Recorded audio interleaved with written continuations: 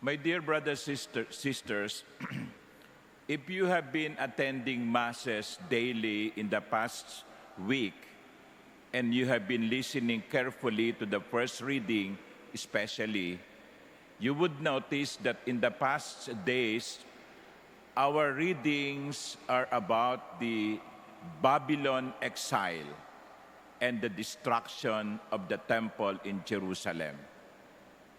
King Nebuchadnezzar of Babylon brought the people of God, Israel, to Babylon, destroyed the kingdom, captivated the kings, and destroyed the temple. So hindi magandang pangyayari sa kasaysayan ng Israel. Nasira ang templo, nawala ang kanilang kaharian, sila'y dinalang bihag sa Babylonia. Today, our first reading comes from the Book of Lamentations. Sa Tagalog po, Aklat ng Pighati. Aklat ng Pighati.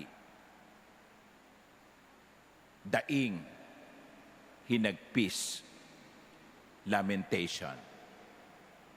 And what was the first reading all about? According to scholars, the Book of Lamentations was written by an eyewitness, someone who saw the destruction.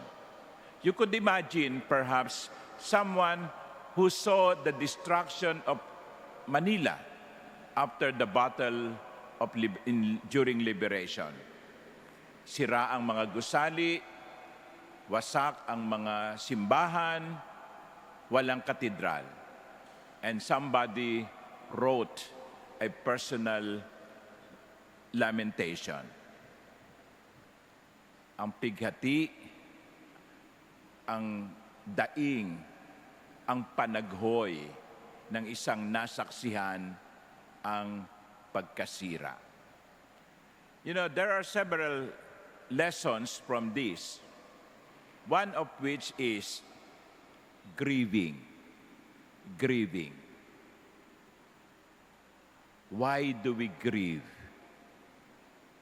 What is the source of our grief? Are we grieving only because something was destroyed? Or are we grieving because we realize that the cause of destruction was our own hard-headedness? And that is the story of Israel. Jerusalem was destroyed, the temple was destroyed because they did not listen. They did not listen to the prophets. They did not listen to God. They have lost their sense of sin. Well, sasabihin natin siguro parang pinarusahan sila ng Diyos. Pero siguro ang mas magandang paliwanag ay nais silang turuan ng leksyon ng Diyos. At ano ang aral na itinuturo sa karanasang ito ng mga pagkawasak? Simple. Hindi natin pwedeng talikuran ng Diyos nang hindi ito maghahatid sa ating kapahamakan. That is the simple reason. That is the simple explanation. We cannot disobey God and not suffer the consequences of our disobedience. Kaya ito isang magandang paalaala rin sa atin.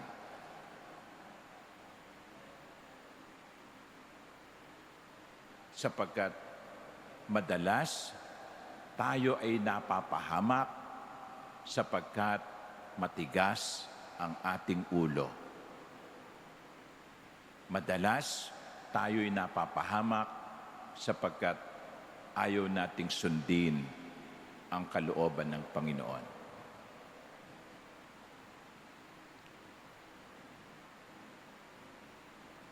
Akala natin magagawa natin ang ating gusto nang hindi natin haharapin ang bunga ng ating pagsuway. The lesson of the past days from the first reading is very clear. We cannot disobey God without facing its consequences. After the Mass, there will be an opening of exhibit, no? After the Mass. It's about a saint, a newly canonized saint who died on July 4, 1925, 101 years ago, Saint Pier Giorgio Frassati. Alam nyo, itong santong ito ay patron ng mga umaakyat ng bundok. Because when he was alive, when he was still living, he used to climb mountains. Kaya yung kanyang motto ay Boltro l'alto, okay. Going up, walking up to the heights, pag-akyat.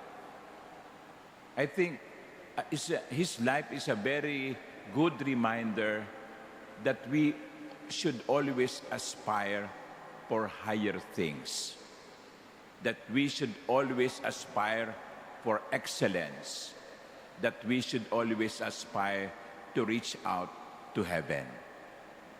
Yan ang aral ni Pier Giorgio Frassati, isang banal na sinikap na maabot ang langit. Ganon din sana tayo. Sikapin nating abutin ang langit. Sikapin nating akyatin ang kaharian ng Diyos. And it cannot be without obeying God's will. Hindi pwedeng sinusuway natin ang utos ng Diyos at hinahangad nating makarating ng langit. They don't come together. Obedience to God is accepting God's will. So hilingin natin ang panalangin ng Mahal na Birhen, ang ina ng laging saklolo, na ang kapistahan ay pinagdiriwang ngayon sa maraming simbahan. Hilingin natin ang kanyang gabay, ang kanyang panalangin, ang kanyang inspirasyon, so that we may always strive to reach heaven. Amen.